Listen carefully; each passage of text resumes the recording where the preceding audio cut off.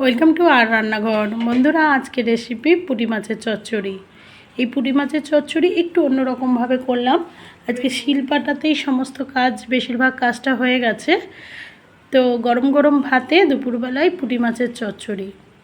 চলুন দেখি তাহলে পুঁটি মাছের চচ্চড়িটা কিভাবে করলাম। প্রথমে দেখুন, ধুয়ে পরিষ্কার করে রাখা পুঁটি মাছ, লবণ আর হলুদ আর লাল লঙ্কার গুঁড়ো দিয়ে দিলাম। অল্প পরিমাণ সর্ষের তেল দিলাম, দিয়ে একটু ভালো করে হাত দিয়ে মাখিয়ে নিলাম। একটু ম্যারিনেট করে রেখে দেবো 5-7 মিনিট। এবার দেখুন, এটা আমার লোহার কড়াই। এই কড়াইয়ে আমি মাছ ভাজি, মাঝে মাঝে আর যে কোনো ভাজাভুজি আমি এই কড়াইয়ে করি। কোনো সময় এই কড়াইয়ে কোনো ভাজা লেগে যাবে না। দেখুন, আমি এই কড়াইয়ে মাছগুলো ভেজে নিলাম, কারণ ছোটো মাছ অনেক সময় যে কোনো কড়াইয়ে লেগে যায়, তাই আমি ওই লোহার কড়াইয়ে আজকে ভেজে নিলাম। এবার একটু পেঁয়াজ বেটে নিচ্ছি। শিলপাটাতে একটু পেঁয়াজ বেটে নিলাম। এবার এই পেঁয়াজ বাটার মধ্যেই মশলাগুলো দিয়ে দিচ্ছি। দেখুন, 1 চামচ আদা বাটা, 1 চামচ রসুন বাটা, 1 চামচ হলুদ গুঁড়ো, 1 চামচ জিরে গুঁড়ো, সামান্য স্বাদ মতো লবণ আর লাল লঙ্কার গুঁড়ো, সব কিছু দিয়ে মশলাটা আমি এখানেই মেখে নিচ্ছি। তার সঙ্গে পাতলা পাতলা করে টমেটো কেটে রেখেছি, সেই টমেটোটাও একটু মাখিয়ে নেব। এই জন্য আজকে হয়তো টেস্টটা একটু অন্যরকম হয়েছে। হাতে করে একটু মচলে মচলে মেখে নিলাম। এবার কড়াইয়ে দেব।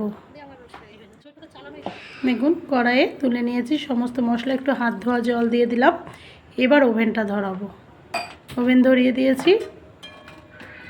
এবার মশলাটা একটু কষিয়ে নেব।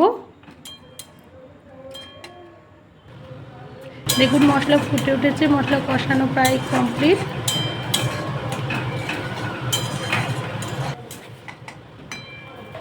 মশলাটা একটু ভালো করে কষিয়ে নেওয়ার পর আমি এই যে ভাজা পুঁটি মাছগুলো দিয়ে দিলাম। একটু ভালো করে নাড়াচাড়া করে নেব পুঁটি মাছ দিয়ে। একটু জল দিয়ে দিলাম, খুব বেশি জল দেব না, কারণ একদম গায়ে গায়ে মাখা হবে। 4টে কাঁচা লঙ্কা চিড়ে আর একটু ধনেপাতা দিয়ে দিলাম। এটা অপশনাল, ধনেপাতাটা। ঢাকা দিয়ে দিলাম, জাস্ট মিনিট 5।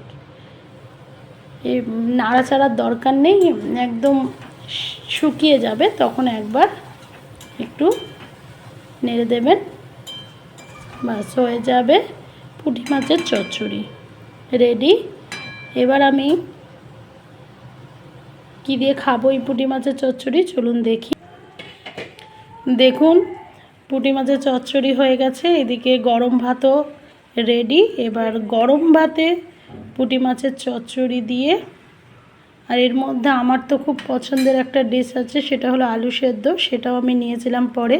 প্রথমে একটু কাঁচা লঙ্কাটা ভাতে মেখে নিই। এবার টমেটো, পুঁটি মাছ একসাথে নিয়ে জাস্ট অসাম লাগে খেতে।